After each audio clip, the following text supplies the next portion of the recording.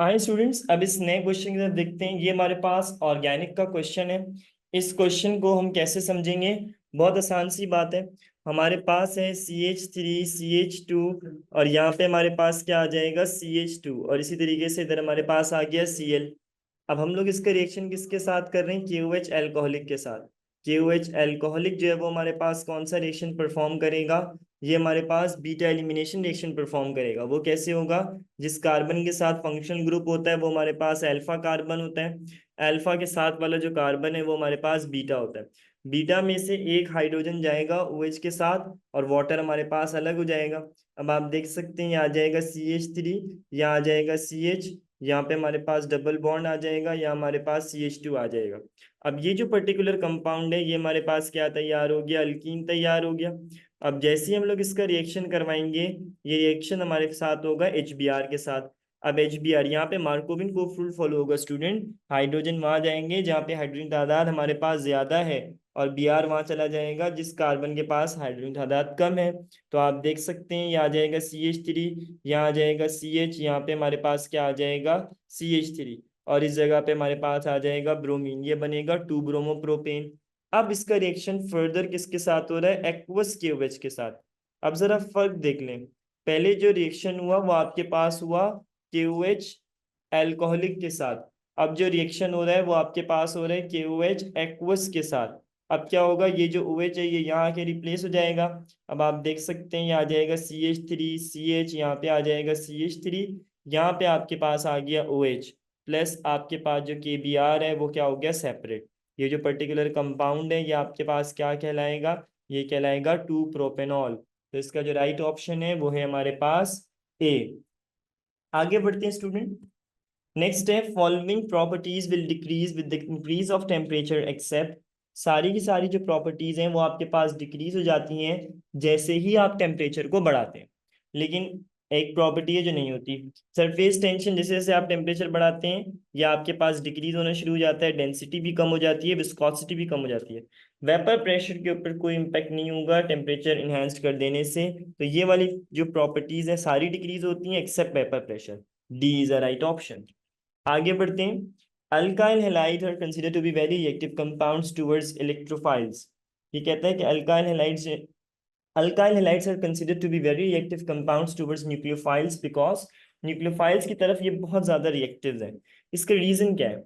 तो हम ये कहते हैं इसका रीजन ये है, अगर हम एक अल्काइल हैलाइड को कंसिडर कर लें, इसके ऊपर पार्शली पॉजिटिव चार्ज है, उस पर पार्शली नेगेटिव चार्ज है, तो हम ये कहते हैं they have electrophilic carbon in good leaving group. ये जो है हमारे पास बड़ी इंपॉर्टेंट बात इसकी बता रहा हूँ मैं आपको, ये न्यूक्लियोफाइल क्यों इनकी तरफ अट्रैक्ट होते हैं? दे हैव न्यूक्लियोफिलिक कार्बन, ऐसा नहीं इलेक्ट्रोफिलिक कार्बन है, क्योंकि इलेक्ट्रोफाइल का मतलब होता है जिसपे प्लस चार्ज होता है। तो ये न्यूक्लियोफिलिक इलेक्ट्रोफिलिक जो कार्बन है उसकी तरफ अट्रैक्ट होते हैं।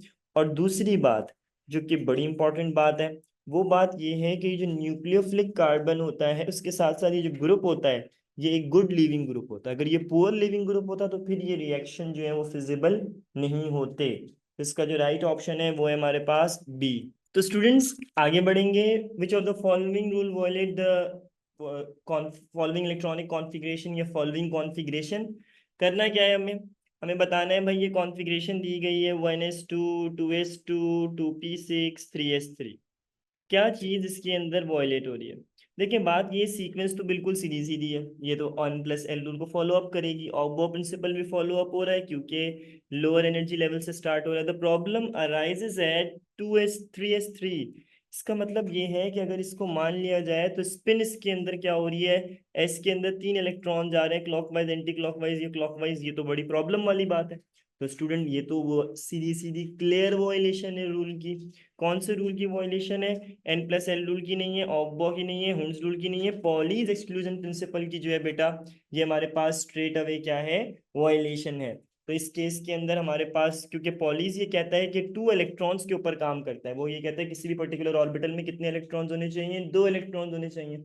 तो 2 इलेक्ट्रॉन्स तो नहीं है, 3 इलेक्ट्रॉन्स है। तो इसका मतलब यहाँ पे जो रूल वॉयलेट हो रहा है वो हो रहा है पॉलीज एक्सक्लूजन प्रिंसिपल। इसका जो राइट ऑप्शन है वो है हमारे पास डी। स्टूडेंट अब हम आगे बढ़ते हैं नेक्स्ट क्वेश्चन, जो कि बड़े इंपॉर्टेंट है हमारे लिए। नेक्स्ट में इस तरह के क्वेश्चंस हमारे पास अपेयर होते हैं। The catalyst use in the contact process. Contact process में हमारे पास कौन से कैटलिस्ट इस्तेमाल होता है? याद रखिएगा, वेनेडियम पेंटॉक्साइड इस्तेमाल होता है। ये किस लिए इस्तेमाल होता है? ये सल्फर डाइऑक्साइड को कन्वर्ट कर देता है सल्फर ट्राइऑक्साइड के अंदर।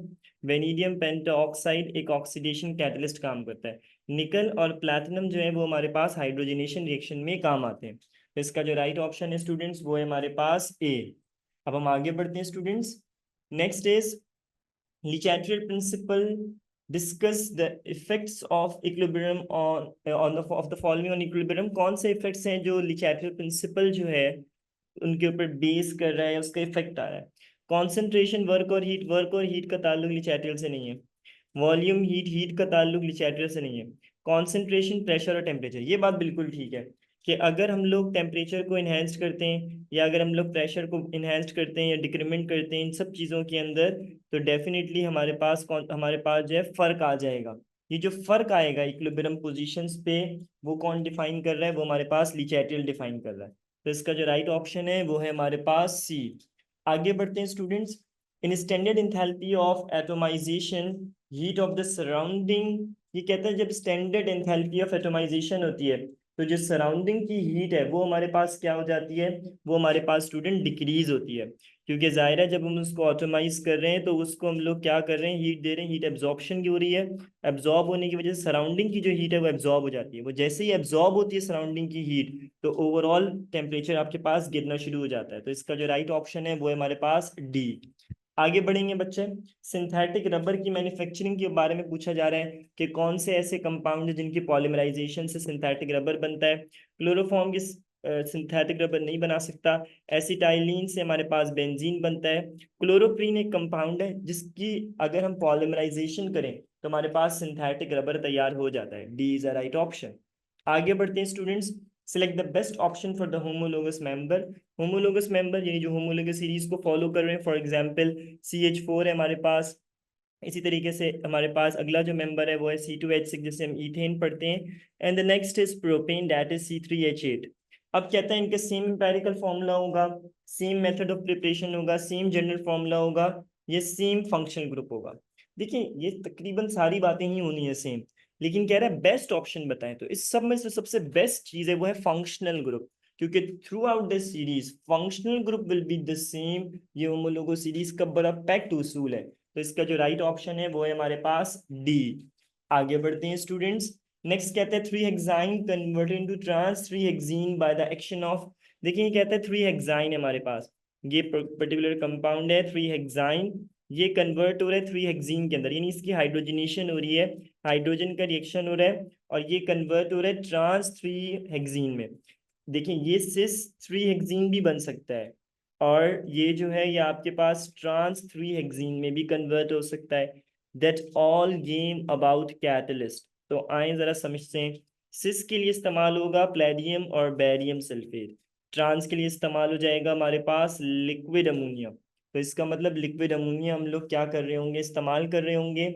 और ये जो चीज़ है ये हमारे पास क्या हो जाएगी? ये हमारे पास ट्रांस 3 हेक्सीन होगा। तो इसका जो राइट ऑप्शन है वो है हमारे पास बी।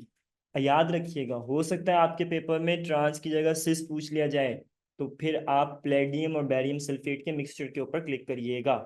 आगे बढ़ते हैं स्टूडेंट्स। नेक्स्ट हमारे पास क्वेश्चन है octet rule is not followed by.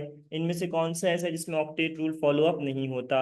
Nitrogen है, नाइट्रोजन के वैलेंस में है 5 इलेक्ट्रॉन, इसको 3 इलेक्ट्रॉन्स चाहिए। ये 3 फ्लोरीन इसके पास आ गए, ये बैलेंस हो गया। नेक्स्ट इज CF4, CF4 को 4 मिल गए, ये कार्बन की 4 वैलेंसीज होती हैं, सेटिस्फाई हो गए, सब ऑक्टेट रूल मान रहे हैं। CCl4 भी कोई ज्यादा डिफरेंस नहीं है, सब में CCl4 आ गया। The problem appear with the PCl5। Phosphorus और नाइट्रोजन का सेम ग्रुप है, 3 क्लोरीन तो एडजस्ट हो सकते हैं, but when we talk about the 5 chlorine तो वो तो ऑक्टेट रूल को फॉलो अप नहीं करेगा, ये फिर एक्सटेंडेड ऑक्टेट रूल के ऊपर चला जाता है। तो एक फॉलो नहीं कर रहा, वो है हमारे पास PCl5। आगे बढ़ते हैं स्टूडेंट्स। नेक्स्ट है RMGBr इज कॉल्ड, ये बिल्कुल बेसिक क्वेश्चन पूछ रहा है। RMGX पूछ सकता है, RMGBr पूछ सकता है। These are known as organometallic compound. Organometallic ऐसे कंपाउंड होते हैं जिसमें एटलीस्ट 1 कार्बन मेटल बॉन्ड मौजूद होती है। इस चीज को हम लोग क्या कहते हैं? ग्रिग्नॉर्ड्स रिएजेंट कहते हैं, और इसी को मेटालिक अल्काइल हैलाइड भी पढ़ सकते हैं। तो इसका जो राइट ऑप्शन है वो है हमारे पास C, both A and B। आगे बढ़ेंगे बेटा। नेक्स्ट हमारे पास क्वेश्चन है ionic radius of an anion is greater than its parent neutral atom because. देखिए होता क्या है, लेट्स सपोज ये हमारे पास ए और बी है।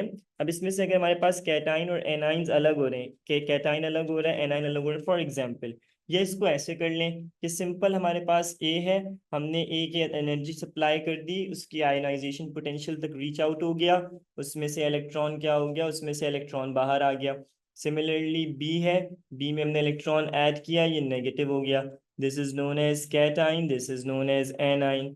अब ये सवाल है एनाइन से रिलेट कि एनाइन का जो चार्ज है, जैसे इलेक्ट्रॉन एक्सेप्ट हुआ तो इलेक्ट्रॉन एक्सेप्ट होने की वजह से आपके पास जो है वो उसका साइज क्या हो गया, एनहेंस्ड हो गया। कैटाइन का साइज तो अपने पेरेंट एटम से छोटा होता है, एनाइन का साइज बड़ा होता है। सबसे पहली बात, nuclear pull decreases with the addition of new incoming electron, ये बात बिल्कुल ठीक है कि जैसे इलेक्ट्रॉन ऐड हो रहा है, यानी अगर एक पर्टिकुलर कंपाउंड है या एलिमेंट है उसमें जैसे इलेक्ट्रॉन ऐड हो रहा है तो जो न्यूक्लियर पुल है वो डिक्रीज हो रही है, क्योंकि अब इलेक्ट्रॉन की तादाद बढ़ रही है कंपेयर टू द प्रोटॉन्स। दूसरी बात, electron electron repulsion tends to increase the ionic size, ये बात सही है, क्योंकि पहले से भी इलेक्ट्रॉन्स है तो इलेक्ट्रॉन इलेक्ट्रॉन दूसरे को रिपेल कर रहे हैं, तो इसका मतलब इलेक्ट्रॉन इलेक्ट्रॉन रिपल्जन की वजह से भी साइज क्या हो जाएगा, एनहेंस हो जाएगा। तो इसका जो राइट ऑप्शन है वो है हमारे पास C, both of the above. आगे बढ़ेंगे students. Acetylene contain dash pi electrons, very important questions, क्योंकि पाई इलेक्ट्रॉन सिग्मा इलेक्ट्रॉन्स के बारे में पूछा जाता है। एसिटाइलिन का मतलब है C2H2, ये हाइड्रोजन आ गया, यहाँ पे कार्बन आ गया, ये ट्रिपल बॉन्ड, और यहाँ पे आ गया हाइड्रोजन। इधर देखें ये सिग्मा बॉन्ड, ये सिग्मा बॉन्ड और एक और सिग्मा क्योंकि सिंगल बॉन्ड है, फिर डबल बॉन्ड के लिए पाई, ट्रिपल बॉन्ड के लिए पाई, तीन सिग्मा हो गए और दो पाई इलेक्ट्रॉन्स, दो पाई बॉन्ड्स हो गए। ये पूछ रहे पाई इलेक्ट्रॉन्स, देखें आप देखें एक पाई बॉन्ड के अंदर दो इलेक्ट्रॉन्स होते हैं, तो दो के अंदर कितने हो जाएंगे, टोटल चार पाई इलेक्ट्रॉन्स हो जाएंगे। तो इसका जो राइट ऑप्शन है वो है हमारे पास सी। आगे बढ़ते हैं। नेक्स्ट हमारे पास क्या है, the various compound corresponding to the molecular formula C4H10R। अगर C4H10 के बहुत सारे कंपाउंड्स हैं, वेरियस कंपाउंड्स हैं, बट सबके मॉलिक्यूलर फॉर्मूला C4H10 है, that is known as the isomers. और ये कौन से आइसोमर्स कहलाएंगे, these are known as chain isomers. तो आप देख सकते हैं इसका राइट ऑप्शन है वो है हमारे पास ए। आगे बढ़ते हैं। According to the atomic orbital treatment of benzene all of the following statements are correct about benzene except, सारी बातें ठीक हैं according to the atomic orbital treatment of benzene, सिर्फ एक बात जो है वो हमारे पास इसकी ठीक कंसीडर नहीं की जाएगी। तो आए जरा देखते हैं बेंजीन का जो हमारे पास स्ट्रक्चर है, उस स्ट्रक्चर के अकॉर्डिंग हमारे पास कौन सी बातें ठीक है। तो अगर हम लोग बेंजीन को देखते हैं स्टूडेंट, तो बेंजीन के अंदर कहता है it each carbon atom has sp2 hybrid orbital hybridization, ये बात बिल्कुल ठीक है कि सब में sp2 ऑर्बिटल हाइब्रिडाइजेशन मौजूद है, तो ये वाली बात तो बिल्कुल करेक्ट है। It's a cyclic hexagonal planar structure, ये बात भी ठीक है, क्योंकि बेंजीन जो है उसके हमारे पास टोटल 6 साइड्स हैं, हेक्सागोनल प्लानर स्ट्रक्चर है। इट हैज डिफ्यूज और डीकोलोनाइज्ड इलेक्ट्रॉन क्लाउड, ये हमारे पास जो है डी लोकलाइजेशन इसके अंदर हो सकती है। तो स्टूडेंट जरा गौर से देखते हैं, हमारे पास बेंजीन के अंदर पाई इलेक्ट्रॉन्स मौजूद हैं और पाई बॉन्ड्स मौजूद हैं। ये पाई बॉन्ड्स क्या कर सकते हैं, डीलोकलाइज कर सकते हैं। इस चीज को हम लोग क्या कहते हैं स्टूडेंट्स, रेजोनेंस कह सकते हैं। तो डीकोलोनाइज इलेक्ट्रॉन क्लाउड मौजूद होता है, ये बात भी बिल्कुल ठीक है। हमें इनकरेक्ट स्टेटमेंट ढूंढनी है। आगे बढ़ते हैं student. It has 10 sigma bond and 6 pi electron, ये बात गलत है, क्योंकि बेंजीन में जो total number of sigma bonds हैं उसकी तादाद हमारे पास कितनी होती है, 12 होती है। तो इसका जो राइट ऑप्शन है वो है हमारे पास B. Isotopes differ in the dash, isotope के अंदर क्या चीज का डिफरेंस आता है, याद रखिएगा स्टूडेंट, बाय डेफिनेशन अगर हम आइसोटोप्स को देखते हैं तो आइसोटोप्स के अंदर जो एक्चुअल डिफरेंस है वो हमारे पास किस चीज का आता है, वो आता है हमारे पास नंबर ऑफ न्यूट्रॉन का डिफरेंस। तो नंबर ऑफ न्यूट्रॉन का डिफरेंस ही आइसोटोप को बनाता है। फॉर एग्जाम्पल अगर हम हाइड्रोजन के आइसोटोप देखते हैं, जैसे कि प्रोटियम है, उसमें हमारे पास एक इलेक्ट्रॉन है और एक प्रोटॉन है। अगर हम लोग ड्यूट्रियम को देखते हैं तो उसमें हमारे पास एक प्रोटॉन, एक इलेक्ट्रॉन और एक न्यूट्रॉन है, जबकि ट्रीटियम के अंदर हमारे पास एक प्रोटॉन, दो न्यूट्रॉन और एक इलेक्ट्रॉन है। जितने भी आइसोटोप्स हैं दे आर एक्चुअल में जो उनके अंदर डिफरेंस आता है वो नंबर ऑफ न्यूट्रॉन्स का फर्क आता है, नंबर ऑफ प्रोटॉन और इलेक्ट्रॉन के डिफरेंस से आइसोटोप्स नहीं बनते। आगे बढ़ते हैं students. When ethanol is formed with the ethanoic acid in the presence of a strong acid catalyst, an ester ethyl ethanoate is formed during this reaction। ये कहता है कि हमारे पास एक रिएक्शन हुआ है। आए जरा स्टूडेंट रिएक्शन को देखें, CH3CH2OH, हमने इसका रिएक्शन करवा दिया CH3COOH के साथ। ये इथेनॉल है, हमने इसका रिएक्शन कराया एसिटिक एसिड के साथ। जैसे ही रिएक्शन होगा एसिटिक एसिड के साथ तो ये हमारे पास CH3 COO CH2 और यहाँ पे हमारे पास आ जाएगा CH3, यानी हमारे पास एक एस्टर तैयार हो गया। इस रिएक्शन में हुआ क्या है, इस रिएक्शन में हमारे पास जो बॉन्डिंग है वो ब्रेक हुई है। कौन सी बॉन्डिंग हमारे पास ब्रेक होती है, हमारे पास हाइड्रोजन और ऑक्सीजन की बॉन्डिंग ब्रेक होती है और वहीं पे आके ये पूरा का पूरा पार्ट आके ज्वाइन हो जाता है। तो एक्चुअल प्रैक्टिस में ऑक्सीजन हाइड्रोजन बॉन्ड ब्रेक होती है इथेनोइक एसिड के केस में। एल्कोहल इज रिड्यूस या owes bonding ethanol is break out, ये नहीं होता, बल्कि इथेनोइक एसिड की ओवेज बॉन्डिंग ब्रेक हो रही होती है। एसिड इज ऑक्सीडाइज, ये भी आपके पास इनएप्रोप्रिएट आंसर है। आगे बढ़ते हैं स्टूडेंट्स, नेक्स्ट है in a reaction A plus B reversible C plus D, if the concentration of A and B is double, then the forward reaction rate will be। ये कहता है कि एक रिएक्शन दे दिया है हमें, रिएक्शन इज वेरी सिंपल, ए और B दे दिया है, सी डी हमारे पास बन रहा है। अगर हम इसकी रेट एक्सप्रेशन लिखते हैं तो कैसे लिखेंगे, K into concentration of reactant, reactant A आ गया और रिएक्टेंट बी आ गया। हमने क्या किया, हमने रिएक्टेंट ए को डबल कर दिया और बी को भी क्या कर दिया, डबल। तो ओवरऑल जो हमारे पास रेट ऑफ रिएक्शन है वो हमारे पास क्या आ जाएगा, टू टू सा क्या आ जाएगा हमारे पास, 4 आ जाएगा। तो इसका मतलब ओवरऑल रेट ऑफ रिएक्शन हमारे पास कितने टाइम इंक्रीज हो गया, 4 टाइम्स इंक्रीज हो गया। तो इसका जो राइट ऑप्शन है वो है हमारे पास ए। आगे बढ़ते हैं बेटा, pH of NaOH in 0.01 molar, कहता है कि आपको पीएच निकालनी है और NaOH दिया हुआ है। अब NaOH है तो स्टूडेंट जैसे हम इसको ब्रेक करेंगे तो सोडियम आयन अलग हो जाएंगे, हाइड्रोक्साइड आयन हमारे पास अलग हो जाएंगे। NaOH की जो वैल्यू है 0.01, सिमिलर यही वैल्यू आ जाएगी आपके पास हाइड्रोक्साइड आयन की, 0.01 मोलर। अब क्या करेंगे स्टूडेंट्स, अब हम इसको बिल्कुल आसान सा काम करेंगे, वो ये कि हम क्या करते हैं, इसके अंदर पीओएच का फॉर्मूला लगाते हैं। POH is equals to minus log OH negative concentration, minus log अपनी जगह पे वैसे ही रहेगा, OH नेगेटिव की जगह 0.01 आ गया। इसको आप शिफ्ट कर लें एक साइंटिफिक नोटेशन के अंदर, तो जैसे ही आप पॉइंट को शिफ्ट करेंगे ये वैल्यू आ जाएगी 1 एक्सपोनेंट -2 की। तो जैसे ही हम इसको सॉल्व करेंगे हमारे पास जो फाइनल आंसर आ जाएगा POH का वो आ जाएगा 2। अब आप देखें यहाँ पे पीएच प्लस POH किसके इक्वलेंट आ गया हमारे पास 14 के। पीएच की जो वैल्यू है वो हमें निकालनी है, POH की वैल्यू दी हुई है 2। बेटा सॉल्व करेंगे तो ये हो जाएगा 14 - 2। तो बेटा जैसे हम इसको सॉल्व करेंगे ये आंसर हमारे पास क्या आ जाएगा, 12 आ जाएगा। तो इसका जो राइट ऑप्शन है वो है हमारे पास डी। आगे बढ़ते हैं students, ether shows functional group with isomerism with, ether का आइसोमर्स कौन बनता है, फॉर एग्जांपल ईथर CH3OCH3 है।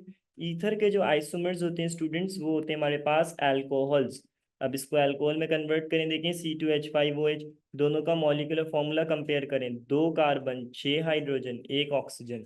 तो ईथर्स के जो फंक्शनल ग्रुप आइसोमर्स होते हैं वो होते हैं alcohols, C is the right option. आगे बढ़ते हैं, in which of the following series is the pi bond present in the bonding structure, किन में पाई बॉन्ड्स होते हैं, अल्केन में पाई बॉन्ड नहीं होते, अल्कीन और अल्काइन दोनों में होते हैं। तो इसका मतलब 2 and 3 only, D is the right option, क्योंकि अल्कीन में डबल बॉन्ड्स हैं और अल्काइंस में ट्रिपल बॉन्ड्स हैं, जहाँ भी मल्टीपल बॉन्ड्स होंगे वहाँ पे पाई मौजूद होंगे, पाई बॉन्ड्स मौजूद होंगे, D is the right option. आगे बढ़ते हैं, product of the Wurtz reaction. अब वुड्स रिएक्शन कैसे होता है स्टूडेंट, जरा गौर से देखें, ये आ जाएगा CH3I प्लस यहाँ पे आ गया 2Na। इसका रिएक्शन होगा in the presence of ether. जैसे ही रिएक्शन हो जाएगा स्टूडेंट हमारे पास क्या तैयार हो जाएगा, हमारे पास 2NaI अलग हो जाएगा और हमारे पास CH3 क्या हो जाएगा, साथ मर्ज हो जाएगा। इसका मतलब ये C2H6 हमारे पास क्या हो जाएगा, बन जाएगा। इसे हम पढ़ते हैं ethane, A is a right option. Which of the following statement about outer transition metal, कहता है correct about outer transition element के बारे में कौन सी बातें ठीक है, all exist in solid state, ये बात ठीक नहीं है क्योंकि मरकरी इसके अंदर मौजूद है। Electron jump from inner orbit to the outer orbit, more reactive than the S block element, ये वाली बात भी ठीक नहीं है, और इनर और आउटर ऑर्बिट वाली बात भी इतनी करेक्ट नहीं हो सकती। They show ionic bond as well as covalent bonding, ये बात बिल्कुल एक्यूरेट है क्योंकि इनमें दोनों तरह की बॉन्डिंग्स पॉसिबिलिटी है कि दोनों तरह की बॉन्डिंग्स बन सकती हैं। आगे बढ़ते हैं स्टूडेंट्स, कोरोजन में prevented by, corrosion undesirable reaction होता है, अगर आयरन पे होगा तो इसको हम लोग रस्टिंग बोल देते हैं, अदरवाइज इसे हम कोरोजन बोलते हैं। कोरोजन एलॉइंग से भी प्रिवेंट हो सकती है, पेंट से भी, मेटालिक कोटिंग से भी, तमाम तर मेथड हम इस्तेमाल कर सकते हैं, D is the right option. आगे बढ़ते हैं students, the pH of the human blood is, ये एक फैक्ट वाला क्वेश्चन है, इस तरह के क्वेश्चंस भी आते हैं आपके पास, ह्यूमन ब्लड की पीएच बताएं, दैट इज 7.3। इसका राइट ऑप्शन है हमारे पास बी। आगे बढ़ेंगे। The addition of HX to a double bond the hydrogen goes to the carbon atom that has more hydrogen is a statement of. ये कहता है कि डबल बॉन्ड वाले जहां पर भी अगर हमारे पास अनसिमेट्रिकल अल्कीन्स है, ये उसकी बात कर रहा है, और HX का हम लोग रिएक्शन कराते हैं, तो ये कहता है कार्बन, आगे कहते हैं hydrogen goes to that carbon, hydrogen उस कार्बन पे जाएगा जहाँ पे that has more hydrogen atoms, जहाँ पे ज्यादा है हाइड्रोजन की तादाद। ये स्टेटमेंट किसकी होती है? That is a statement of Markovnikov rule, जो कि हम लोग एसिमेट्रिकल अल्कीन की हाइड्रोजनेशन या HX के साथ जब रिएक्शन कराते हैं तब फॉलो अप होता है। तो B is a right option. आगे बढ़ते हैं students. The subshell of the P orbital have a value of the quantum number. P subshell है, उसकी क्वांटम नंबर की वैल्यूज निकालनी है। तो पी है तो एल की वैल्यू हमारे पास स्ट्रेट क्या हो जाएगी? 1। और अगर हम लोग इसके स्पिन क्वांटम नंबर्स निकालते हैं तो -1, 0 और +1। तो इसका जो राइट ऑप्शन आ जाएगा स्टूडेंट, वो आ जाएगा हमारे पास L is equals to 1, -1, 0, +1। C is the right option. Now move towards further. Which one of the following properties of two-way group element increases down the group? इनमें ऐसी कौन सी प्रॉपर्टी है टू ए ग्रुप में जो increases होती है down the group? नीचे जाएंगे इंक्रीज होंगे। मेल्टिंग बॉइलिंग पॉइंट जो है वो हमारे पास क्या होंगे? मेल्टिंग बॉइलिंग पॉइंट हमारे पास इन ग्रुप्स के क्या हो सकते हैं? इंक्रीज हो सकते हैं? नहीं, लो होते हैं। रिड्यूसिंग पावर्स, रिड्यूसिंग पावर बढ़ती है क्योंकि वो इलेक्ट्रॉन जल्दी जल्दी लॉस करते हैं, इलेक्ट्रोपॉजिटिविटी का फैक्टर बढ़ता है। हाइड्रेशन का फैक्टर हमारे पास क्या होता है? उसका कोई लिंक ही नहीं है। और इलेक्ट्रॉन एफिनिटी जो है वो हमारे पास इन्हेंस्ड ही होती है। तो इसका जो राइट, वो हमारे पास डिक्रीज हो जाएगी। क्यों इलेक्ट्रॉन एफिनिटी डिक्रीज हो जाएगी? क्योंकि साइज बढ़ता चला जाएगा, मोर नंबर ऑफ इलेक्ट्रॉन जो है वो आते चले जाएंगे। तो इसमें जो रिड्यूसिंग पावर्स हैं सिर्फ वही क्या होती हैं? इंक्रीज होती हैं डाउन द ग्रुप। इसका जो राइट ऑप्शन है वो है हमारे पास B. Alkaline earth metals group 2a elements differ from 3b, ये 2b element in the electronic configuration of their। Student हमसे क्वेश्चन जो पूछा जा रहा है, अब तक 100 हो गए हैं, आगे मूव ऑन कर रहे हैं हम लोग। क्वेश्चन है कि ग्रुप 2a और 2b में फर्क क्या है, क्या एक्चुअल डिफरेंस है इनर मोस्ट शेल का, पेनल्टीमेट शेल का, आउटर मोस्ट शेल का, या वैलेंस शेल का? एक्चुअल जो डिफरेंस है that is the penultimate shell. जितनी भी हमारे पास डी या डी कैटेगरी है या डी ब्लॉक एलिमेंट्स हैं, इनमें जो सेकंड लास्ट ऑर्बिटल है उसे हम पेनल्टीमेट शेल कहते हैं, वो बॉन्डिंग में पार्टिसिपेट कर देता है। यही मेजर डिफरेंस है 2a और 2b में। तो इसका राइट ऑप्शन है हमारे पास बी। आगे बढ़ते हैं students. conversion of any metal slowly into its oxide by the action of environment is called। अगर हम किसी पर्टिकुलर मेटल को देखते हैं कि वो कन्वर्ट हो रहा है अपने ऑक्साइड्स में bye the action of environment, इस पर्टिकुलर फिनोमिना को हम लोग क्या पढ़ते हैं स्टूडेंट्स? कोरोजन पढ़ते हैं। B is a right option. इससे इससे कोई कॉम्प्लेक्सेस या मेटल एक्शन नहीं होता है। आगे बढ़ते हैं स्टूडेंट्स। नेक्स्ट है which one used as anti freeze in radiator of automobile. Automobile में कौन सी चीज as a anti freeze radiator इस्तेमाल होता है? तो इथाइलिन ग्लाइकोल, प्रोपाइलिन ग्लाइकोल, ये बड़े इंपॉर्टेंट और मेजर कंपाउंड है जो as a anti freezing agent काम करते हैं। B is a right option. आगे बढ़ते हैं बेटा। When sodium burns in excess of oxygen it form। याद रखिएगा जब सोडियम ऑक्सीजन के साथ बर्न होता है तो हमारे पास क्या बनता है? पेरोक्साइड बनता है। सोडियम पेरोक्साइड हमारे पास फॉर्म हो जाता है। B is the right option. आगे बढ़ते हैं। Which one is electrophile in alkylation. Alkylation के जब भी प्रोसेस होता है, फॉर एग्जांपल इलेक्ट्रोफिलिक अल्काइलेशन, जैसे फिडेलक्राफ्ट अल्काइलेशन हो रही है बेंजीन में, तो इसमें कोई भी अल्काइल रेडिकल के ऊपर अगर पॉजिटिव चार्ज है, हम देख सकते हैं ये तीनों ही अल्काइल रेडिकल है, तो इसका मतलब इसका जो राइट ऑप्शन है वो है हमारे पास डी, ऑल ऑफ दी, सारे ही अल्काइल रेडिकल है। Terminal alkyne shows acidic character due to the following overlap of the terminal carbon. कौन सी चीजों के ऊपर ओवरलैपिंग होती है जिसकी वजह से वो एसिडिक कैरेक्टर शो करते हैं? पहले तो जरा इसको सुकून से समझें। ये इथाइन है, मैंने इसका रिएक्शन करवाया सिल्वर नाइट्रेट के साथ in the presence of aqueous ammonium या अमोनियम हाइड्रोक्साइड के साथ। हमने इसका रिएक्शन करवा दिया। होता क्या है, ये सिल्वर जाता है इसको रिप्लेस कर देता है, तो जैसे इसको रिप्लेस करता है टर्मिनल हाइड्रोजन रिमूव हो जाता है, सिल्वर अलग हो जाता है। ये जो पर्टिकुलर चीज है ये हमारे पास क्या कहलाती है? ये हमारे पास टर्मिनल अल्काइंस है, जो कि हमारे पास किस चीज को शो कर रहा है? दैट इज शोन कि आपके पास एसिडिक कैरेक्टर है। अब जो ओवरलैपिंग है, और से अगर हम इस पर्टिकुलर ओवरलैपिंग को देखें तो ये वाला जो कार्बन है दैट इज sp हाइब्रिडाइज्ड, और हाइड्रोजन जो है वो s हाइब्रिडाइज्ड है, तो sps ओवरलैपिंग होती है। तो इसका जो राइट ऑप्शन है वो है हमारे पास बी। आगे बढ़ते हैं बेटा। If internal energy of system is increased, अगर हमारे पास इंटरनल एनर्जी इंक्रीज हो जाती है तो क्या होता है, change in state of system is increase, ये बात बिल्कुल ठीक है। टेम्परेचर सिस्टम में भी राइजेस, ये भी पॉसिबल है कि टेम्परेचर में भी राइज हो। Chemical reaction may take place, ये बात भी बिल्कुल ठीक है, मे भी केमिकल रिएक्शन टेक प्लेस हो जाए। तो इसका मतलब तमाम बातें ही ठीक है। The right option is D, all of these. आगे बढ़ते हैं student. Which forms metallic crystals, इनमें से कौन से मेटालिक क्रिस्टल्स फॉर्म करते हैं? देखिए, कॉपर ही मेटालिक क्रिस्टल बना सकता है। Sodium chloride form ionic crystal, diamond form covalent crystals और जाइंट मॉलिक्यूलर स्ट्रक्चर। तो A is a right option due to the presence of metallic bonding. Copper कौन सी क्रिस्टल्स बनाएगा? मेटालिक क्रिस्टल्स बनाएगा। आगे बढ़ते हैं students. E2 mechanism is favored by, याद रखिएगा, E1 is favored by polar solvent, E2 is favored by non-polar solvent, और आपके पास E2 का राइट ऑप्शन है B। आगे बढ़ते हैं, E1 E2 जरूर करके जाइएगा, बहुत इंपॉर्टेंट है। Dry distillation of a mixture of calcium salts of formic acids and acetic acid results in the formation of. हमारे पास ये कहता है कि अगर हमारे पास कैल्शियम सॉल्ट्स हैं फॉर्मिक एसिड और एसिटिक एसिड्स के, तो जब हम उनका रिएक्शन करवाते हैं, जैसे कि दिस वन, अगर हम लोग इसका रिएक्शन करवा रहे हैं और हमारे पास जो दूसरा सॉल्ट है वो हमारे पास एसिटिक एसिड्स के हैं, तो हमारे पास क्या फॉर्म हो रहे होते हैं? एसिटल्डिहाइड्स फॉर्म हो रहे होते हैं, यानी एल्डिहाइड्स बनते हैं, फॉर्मल्डिहाइड्स नहीं बन रहे होते। बस इतना याद रखिएगा। आगे बढ़ते हैं students. Which is fuse cyclic aromatic compound, इनमें से कौन सा फ्यूज्ड है? फ्यूज का मतलब जिसकी रिंग्स आपस में स्टक हुई हुई हैं, चिपकी हुई हैं, जैसे कि नेफ्थलीन है। नेफ्थलीन में क्या होता है? दो बेंजीन रिंग फ्यूज हो जाती हैं। डाइफिनाइल अमाइन में ऐसा नहीं होता, इसमें हमारे पास दरमियान में नाइट्रोजन होता है, इधर हाइड्रोजन, और दो हमारे पास जो फिनाइल्स हैं वो अटैच होते हैं, तो वो फ्यूज स्ट्रक्चर की बात कर रहा है कि बिल्कुल फ्यूज्ड हुए में। डाइफिनाइल मीथेन भी फ्यूज नहीं होता, बाइफिनाइल भी फ्यूज नहीं होता, फ्यूज सिर्फ नेफ्थलीन होता है। C is the right option. Benzene normally show dash reaction, benzene normally substitution reaction show करते हैं, बट कौन सी सब्स्टिट्यूशन? इलेक्ट्रोफिलिक सब्स्टिट्यूशन, क्योंकि इनकी जो भी आप रिएक्शन देखें, halogenation, alkylation, acylation, sulphonation, nitration, all do belong to the electrophilic substitution reaction. C is a right option. Which property concern with liquids, इनमें से कौन सी प्रॉपर्टी लिक्विड्स के साथ कंसर्न करती है? Unlike gases they have definite volume, ये बात बिल्कुल ठीक है कि unlike liquid they have a definite volume. Inter molecular space large large नहीं होते, मॉडरेट होते। Like gases they have definite shape, ये रॉन्ग बात है, गैसेस की तो कोई डेफिनेट शेप ही नहीं होती।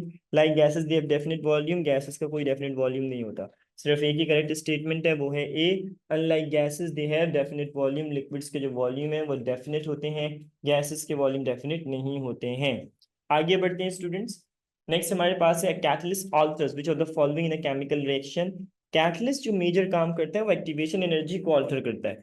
फॉर एग्जाम्पल, ये हमारे पास एक रिएक्टेंट ए है, ये रिएक्टेंट हमारे पास बी है।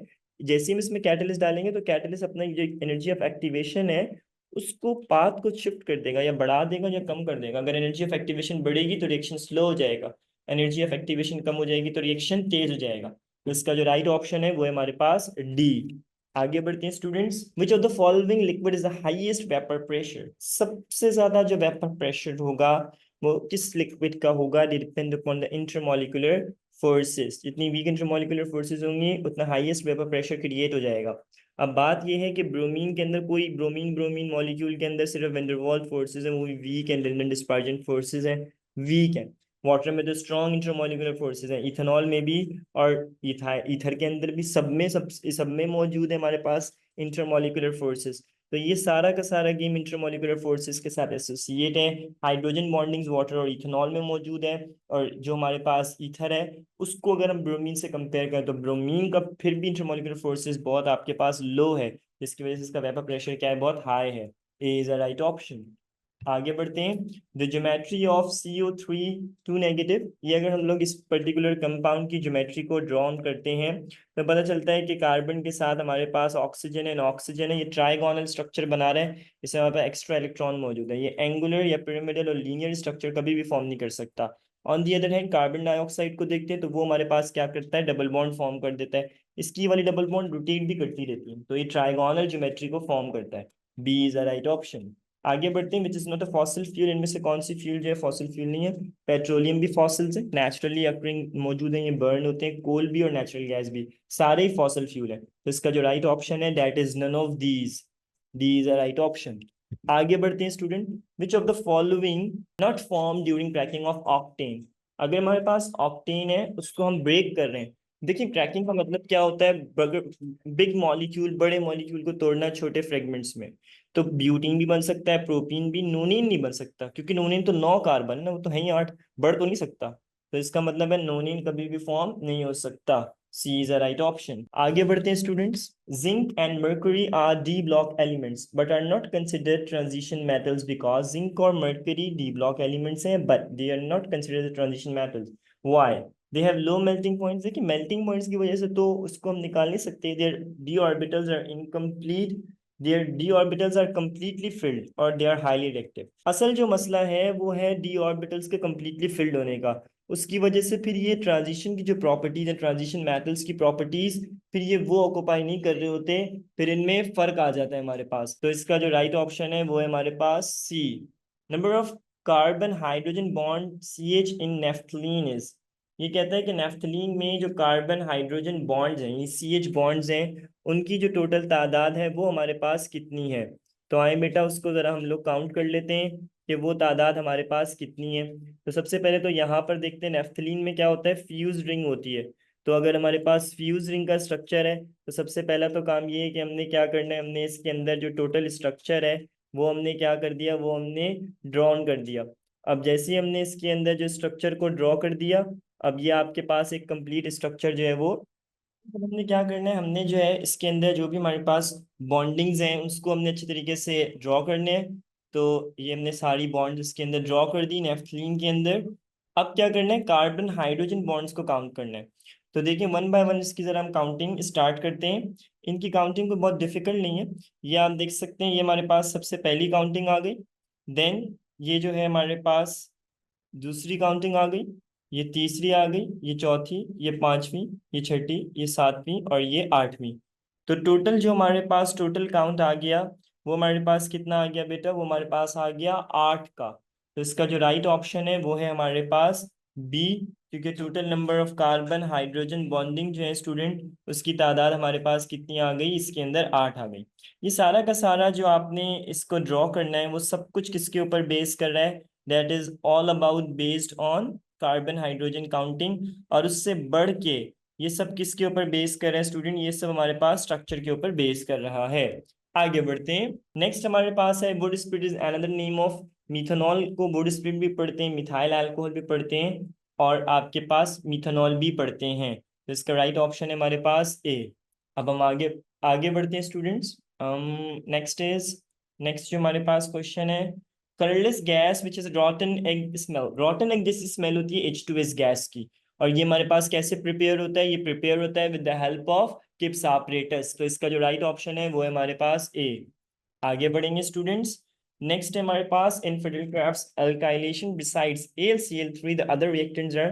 देखिए अल्काइलेशन है तो कोई भी अल्काइल ग्रुप हो सकता है। ये अमाइन अल्काइल ग्रुप नहीं है, ये मीथेन अल्काइल ग्रुप नहीं, दैट इज CH3Cl। ये अल्काइल हैलाइड है, ये आपके पास एज अ रिएक्टेंट इस्तेमाल होगा, और कैटलिस्ट AlCl3 इस्तेमाल होगा। तो इसका जो राइट ऑप्शन है वो है हमारे पास सी। आगे बढ़ते हैं स्टूडेंट्स। नेक्स्ट हमारे पास क्या है, Teflon is a polymer of. Teflon हमारे पास किसका पॉलीमर होता है, ये टेट्राफ्लोरोइथाइलिन का पॉलीमर होता है। TFE इसको पढ़ते हैं शॉर्ट फॉर्म में। टेट्राफ्लोरोइथाइलिन की जब हम पॉलीमराइजेशन करते हैं तो हमारे पास टेफ्लॉन बन जाता है। A is a right option. आगे बढ़ते हैं। 3 elements needed for the healthy growth of the plants are. 3 ऐसे एलिमेंट है जो हेल्दी ग्रोथ ऑफ प्लांट्स के लिए रिक्वायर्ड है। वो 3 एलिमेंट्स फर्टिलाइजर में मौजूद होते हैं, that is nitrogen, potassium and phosphorus. तो नाइट्रोजन, फास्फोरस और potassium NPK, A is a right option.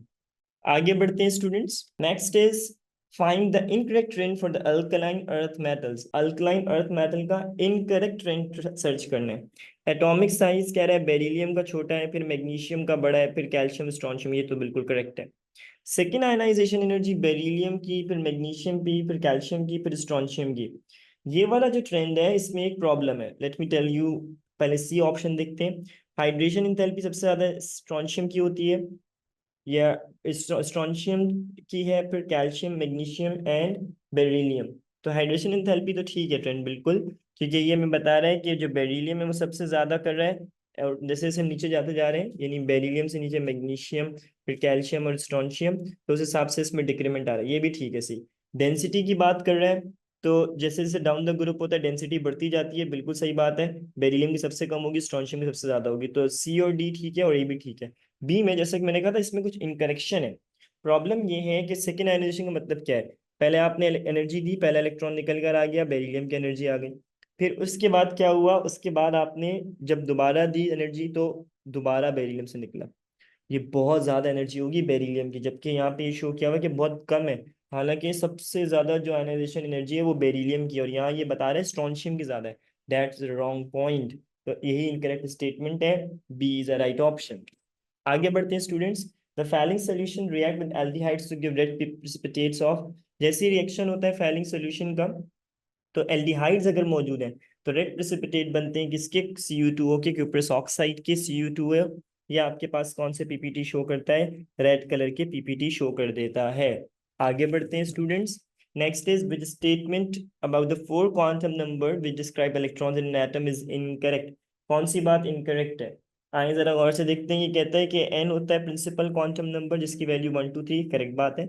L होता है सब्सिडरी और अजीमुथल क्वांटम नंबर और इसकी वैल्यू होती है एल 1 1 नहीं होता, एल होता है 1 लेकिन स्टार्ट विल बी 0। और एन प्लस एल इसका फॉर्मूला नहीं होता, that is an incorrect. Magnetic quantum number m l होता है, ये -1 0 और प्लस एल, ये -L 0 प्लस एल, ये बात बिल्कुल ठीक है, रेंजेस के हिसाब से डिफाइन होता है। स्पिन क्वांटम नंबर कह रहा है कि ये प्लस हाफ और माइनस हाफ होता है, ये बात बिल्कुल ठीक है। इनकरेक्ट ऑप्शन जो है इसके अंदर हमें क्या दिया गया है, 20 दिया गया है। सो इसका जो इनकरेक्ट ऑप्शन है दैट इज बी, क्योंकि इनकरेक्ट ऑप्शन में एन प्लस एल की बात की गई है जो कि रॉन्ग है। B is a right option. आगे बढ़ते हैं। Next is dipole dipole forces and London forces are collectively called. ये दोनों इंटरमॉलिक्यूलर फोर्सेस होती हैं, वीक होती हैं, इन दोनों को हम कंबाइनली क्या पढ़ते हैं, वेंडरवॉल फोर्सेस पढ़ते हैं। B is a right option, इसको मत भूलिएगा, याद रखिएगा। The force of attraction between the atoms of the helium, helium atoms के दरमियान जो फोर्स ऑफ अट्रैक्शन है, क्योंकि हीलियम तो एक्चुअल प्रैक्टिस में बहुत स्टेबल है, डुप्लेट इसका कंप्लीट है, इसमें लंदन डिस्पर्जन फोर्सेस मौजूद होती हैं जो एक दूसरे मॉलिक्यूल को दूसरे के साथ बाउंड करती हैं। Hydrogen bonding, coordinate covalent bonding, और कोवलेंट बॉन्डिंग का कोई लिंक नहीं है इसके साथ। तो इसका जो राइट ऑप्शन है वो है हमारे पास डी। आगे बढ़ते हैं students. The IUPAC name of the lactic acid is. ये कह रहा है कि हमारे पास जो लैक्टिक एसिड होता है उसका हमारे पास आईयूपीएसी नेम क्या होता है। तो बेटा बात यह है कि लैक्टिक एसिड का आपको सबसे पहले क्या करना पड़ेगा, स्ट्रक्चर ड्रॉ करना पड़ेगा। 3 कार्बन की चेन होती है, दूसरे वाले पे OH होता है, that is known as lactic acid. Numbering करेंगे तो ये हो जाएगा 1 2 3, 2 पे हमारे पास OH लगा हुआ है, तो ये जो पर्टिकुलर कंपाउंड है इसको पढ़ा जाएगा 2 हाइड्रोक्सी। और क्योंकि 3 कार्बन की चेन है तो ये आ जाएगा प्रोपेन ओइक एसिड। तो 2 हाइड्रोक्सी प्रोपेनोइक एसिड जो है वो हमारे पास किसका नाम है, वो हमारे पास लैक्टिक एसिड का आईयूपैक नेम है। B is a right option. आगे बढ़ते हैं students. Which pair of gases have the same rate of diffusion at STP। इसके लिए आसान काम है, मासेस निकालें। हाइड्रोजन का मास हो गया 2, नियॉन का हो गया 20 ऑलमोस्ट, तो ये तो बैलेंस ही नहीं है। O2 16 16 32 हो गया, कार्बन 12 और ऑक्सीजन 16 दैट इज 28, तो ये भी नहीं है, तो ए और बी तो रॉन्ग हो गए। CO2 का मास निकालेंगे दैट इज 44। C3H8 का मास निकालें, कार्बन को 3, कार्बन को 12 12 3 कर लें आप इसको मल्टीप्लाई, और उसमें 8 ऐड करें तो ये आ गया 44। CO2 44, SO2 64, तो ये तो बैलेंस नहीं है। तो दोनों CO2 और C3H8 यानी कि कार्बन डाइऑक्साइड और प्रोपेन का जो मोलर मास है वो सेम है, तो इसका मतलब बोथ का सेम रेट ऑफ डिफ्यूजन होगा। C is a right option. आगे बढ़ते हैं। नेक्स्ट है Dalton's law of partial pressure is applicable to which one of the following system. कौन से सिस्टम पे ये अप्लाई होगा, ये होता है नॉन रिएक्टिव मिक्सचर के ऊपर अप्लाई, ठीक है, डेल्टन्स लॉ, जिनमें मिक्सचर रिएक्ट नहीं करता। अब H2O क्लोरीन तो रिएक्ट करने की सलाहियत रखते हैं, NO2 और O2 भी रिएक्ट हो जाएंगे, NH3 और HCl भी रिएक्ट हो जाएंगे। CO और H2 जिसे हम वाटर गैस कहते हैं ये नहीं रिएक्ट होंगे, नॉन रिएक्टिव मिक्सचर्स हैं, तो इसके ऊपर डेल्टन्स लॉ क्या हो जाएगा, एप्लीकेबल हो जाएगा। A is a right option. आगे बढ़ते हैं स्टूडेंट्स। नेक्स्ट हमारे पास है which of the following statement is correct about stoichiometry. Quantitative relation between reactant and product, reactant और प्रोडक्ट की क्वांटिटेटिव रिलेशनशिप बताता है, बिल्कुल ठीक बात है। It's obey law of conservation of mass, ये बात भी बिल्कुल करेक्ट है। इट ओबे लॉ ऑफ डेफिनेट प्रोपोर्शन, ये बात भी करेक्ट है, तो इसका मतलब सारी ही बातें करेक्ट हैं। D is a right option. आगे बढ़ते हैं students. A pair of optically active isomers which are non superimposable mirror images of each other are called, इन ये डेफिनेशन है इनैंशियमर्स की, कि ऐसे ऑप्टिकली एक्टिव आइसोमर जो एक दूसरे के नॉन सुपरइम्पोजेबल हो। नॉन सुपरइम्पोजेबल से मुराद ये कि वो एक दूसरे के ऊपर जो है वो उस तरीके से मिरर इमेजेस ड्रॉ हो जाएं, जैसे एक हाथ के ऊपर आप दूसरा हाथ रखते हैं लेकिन आपके पास वो एक दूसरे की होम मिरर इमेजेस और नॉन सुपर इम्पोजिबल हो। एनान्शियमर की डेफिनेशन है B is the right option. आगे बढ़ते हैं। Tetraethyl lead is used as an anti-knocking inhibitor during reforming of petroleum, या anti-knocking agent during reforming of petroleum. How टेल is prepared? टेल की प्रिपरेशन पूछ रहा है, तो टेल को कैसे बनाते हैं, बहुत आसान है। इथाइल क्लोराइड होता है C2H5Cl, इसका रिएक्शन करवा देते हैं किसके साथ, आप सोडियम और लेड के कंपाउंड के साथ इसका रिएक्शन कराते हैं। तो इसमें क्या हो जाता है, इसमें हमारे पास NaCl अलग हो जाता है और हमारे पास जो टेट्रा इथाइल लेड है वो हमारे पास क्या हो जाता है, C2H5 वो 4 हो जाते हैं, ये आ जाता है लेड, टेट्रा इथाइल लेड हमारे पास अलग हो जाता है। तो इसका जो राइट ऑप्शन है वो है हमारे पास सी। आगे बढ़ते हैं students. Olefins are converted to paraffins by, what is mean by the term olefins and paraffins. Olefins का मतलब है कार्बन डबल बॉन्ड अल्कीन्स, और पैराफिन का मतलब है सिंगल बॉन्ड। तो कैसे बनते हैं, सिंपल हाइड्रोजन ऐड करेंगे, हाइड्रोजनेशन रिएक्शन हो जाएगा और आपके पास ऑलिफिन्स किसमें कन्वर्ट हो जाएंगे, पैराफिन्स में। D is a right option. आगे बढ़ते हैं student. Heavier liquid hydrocarbon can be convert to the mixture of lighter gases hydrocarbon by, अगर बड़े हाइड्रोकार्बन हैं हेवी, उनको हम ब्रेक डाउन करें छोटे छोटे फ्रेगमेंट्स में, तो ये जो fragmental break down that is known as a cracking, ये छोटे कर देती है, लेस वॉलेटाइल कंपाउंड में कन्वर्ट, मोर वॉलेटाइल कंपाउंड में कन्वर्जन हो जाती है हेवियर लिक्विड्स की या हेवियर कंपाउंड्स की। आगे बढ़ते हैं। Sodium metal react with phenol to produce, अगर सोडियम मेटल का हम लोग रिएक्शन करवा रहे हैं फिनोल के साथ, तो बहुत आसान सी बात है, ये फिनोल है OH, ये सोडियम है, तो सोडियम इसके साथ रिएक्ट करेगा तो सोडियम फिनो ऑक्साइड बन जाएगा और हमारे पास जो हाइड्रोजन गैस है स्टूडेंट वो क्या हो जाएगी, वो हमारे पास रिलीज हो जाएगी। इस केस के अंदर हमारे पास हाइड्रोजन गैस क्या हो जाती है, रिलीज हो जाती है। A is the right option. आगे बढ़ते हैं students. Next is the molecules of iodine form the crystals, iodine जो है वो मॉलिक्यूलर क्रिस्टल्स बनाते हैं, ना कोवेलेंट ना आयोनिक ना मेटालिक क्रिस्टल्स बनाते हैं, क्योंकि आयोडीन के अंदर जो लंदन डिस्पर्जन फोर्सेस होती हैं वो उसको मॉलिक्यूल्स की फॉर्म में रख लेती हैं, और आयोडीन है भी सॉलिड, तो है ये मॉलिक्यूलर क्रिस्टल्स की फॉर्म में। A is a right option. Which of the following is the primary reasons for the depletion of the ozone layer? Ozone layer का प्राइमरी रीजन क्या है डेपिलेशन का?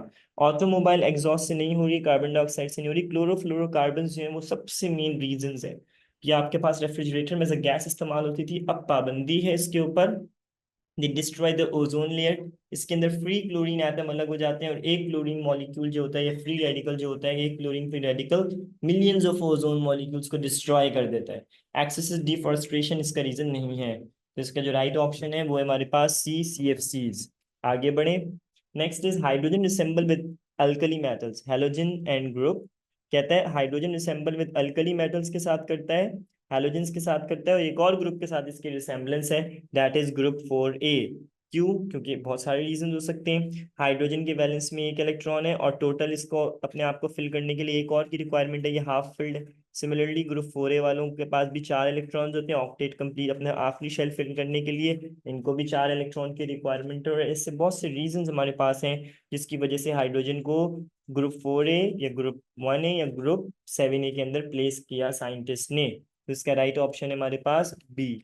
आगे बढ़ते हैं। विच of the following process is concentrated with the formation of ether, कौन सा ऐसा है जिसमें ईथर बनता है? वुड सिंथेसिस में अल्केन बनते हैं, विलियमसन में ईथर बनते हैं, तो इसका मतलब हमारे पास जो मेजर फर्क आ गया वो विलियमसन सिंथेसिस का आ गया, क्योंकि विलियमसन सारे काम किसके ऊपर कर रहा है, ये तो हमारे पास ईथर बना रहा है, बाकी सब अल्केन्स के प्रोसेस मौजूद है। तो इसका राइट ऑप्शन है हमारे पास बी। आगे बढ़ते हैं। Highest oxidation state of sulphur is in, sulphur की ऑक्सीडेशन स्टेट निकाल लें, पहले सल्फर डाइऑक्साइड है, निकाल लेते हैं।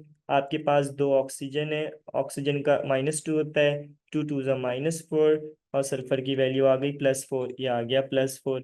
SO3 को देखें, sulphur plus 3 oxygen is equals to 0, 3 oxygen, oxygen की वैल्यू -2, तो ये आ जाएगा 3 2 -6, तो सल्फर की वैल्यू क्या आ गई, +6, ये आ गई +6। नेक्स्ट है H2SO3, तो इसमें 2 hydrogen plus sulphur plus 3 oxygen is equals to 0, hydrogen की वैल्यू आ गई +1, सल्फर आपको निकालना है, ऑक्सीजन की वैल्यू आ गई -2, ये आ जाएगा +2, ये आ जाएगा सल्फर, 3 2 6।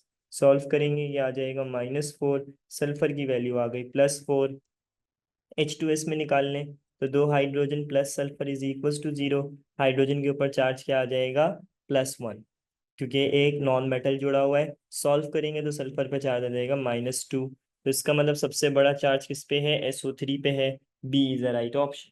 आगे बढ़ते हैं students. Next is it is used as a preservative for biological specimen. आपने बायो के लैब में स्पेसिमेंस देखे होंगे, ये फॉर्मेलिन से बनते हैं, जो फॉर्मल्डिहाइड का एक डेरिवेटिव है। तो इसका जो राइट ऑप्शन है वो है हमारे पास बी। आगे बढ़ते हैं students. Glycogen is a glycogen हमारे पास पॉलीसेकेराइड है, ये एनिमल पॉलीसेकेराइड भी कहलाता है। A is a right option. आगे बढ़ेंगे। Vitamin found citrus fruit, citrus fruit में होता है विटामिन सी, ये बहुत जरूरी है ह्यूमन बीइंग के लिए इसका इंटेक। आगे बढ़ते हैं students. Which of the following has a minimum heat of hydration. देखिए मिनिमम हीट ऑफ हाइड्रेशन उसके लिए इसका साइज सबसे बड़ा होगा और चार्ज भी कम होगा। अब सब में सबसे बड़ा साइज किसका है, सीजियम का, और चार्ज भी सीजियम का कम ही है। तो या एक जैसे सबके चार्ज है प्लस प्लस, तो चार्जेस का तो फैक्टर निकल गया। साइज जिसका छोटा साइज होगा उसकी हीट ऑफ हाइड्रेशन ज्यादा होगी। मिनिमम उसकी होगी जिसका साइज सबसे बड़ा है। तो सबसे बड़ा साइज फ्रेंड देख लें, सोडियम पोटेशियम सीजियम, सीजियम सबसे नीचे, lithium sodium potassium rubidium caesium. Group 1 में सबसे बड़ा साइज सीजियम का है, सबसे अच्छा इलेक्ट्रोपॉजिटिव कैरेक्टर सीजियम का, और मिनिमम हाइड्रेशन एनर्जी किसकी है मेरा बेटा, सीजियम की है। C is a right option. आगे बढ़ते हैं मेरा बेटा। Amino acids which are synthesize in our body. देखिए टोटल अमाइनो एसिड आर 20, 10 हमारी बॉडी सिंथेसाइज कर सकती है जो कि नॉन एसेंशियल है, 10 नहीं कर सकती हमारी बॉडी सिंथेसाइज जो कि एसेंशियल है। तो कितनी हमारी बॉडी सिंथेसाइज करिए, 10 करिए जो कि non essential. B is a right option. And the last question of this marathon is elimination of halogen from vicinal dihalide results in vicinal, दो कार्बन दोनों के दरमियान सिंगल कोवेलेंट बॉन्ड और दोनों एडजेसेंट कार्बन पे Cl। तो अब क्या होगा मेरा बेटा, हमने इसको क्या कर दिया, ये है विसिनल डाइहैलाइड, इसके अंदर से क्या कर रहे हैं, हेलोजेंस को एलिमिनेट करना चाह रहे हैं। जैसे ही इसमें से हेलोजन एलिमिनेट होंगे तो कार्बन डबल बॉन्ड कार्बन तैयार हो जाएगी। ये एलिमिनेशन होगा with respect to the zinc, तो जिंक क्लोराइड अलग हो जाएगा आपके पास जिंक डस्ट की फॉर्म में, और आपके पास अल्कीन तैयार हो जाएगा। तो इसका जो राइट ऑप्शन है वो है हमारे पास B. I hope you will get the concepts of various type of the question, organic, inorganic, physical chemistry, thermo and electrochemistry from this marathon. Best of luck for all of the students. आपने ये सब बहुत अच्छे तरीके से prepare करना है, अपनी तैयारी करनी है नेक्स्ट के लिए। मैंने मैक्सिमम जो क्वेश्चंस उन्हें कवर अप कर दिया है, मैक्सिमम टॉपिक्स को कवर अप कर दिया है। बाकी प्रे हेल्प कोशिश करें, you will get your good score. Practice करें, प्रैक्टिस मेक परफेक्ट। अल्लाह हाफिज।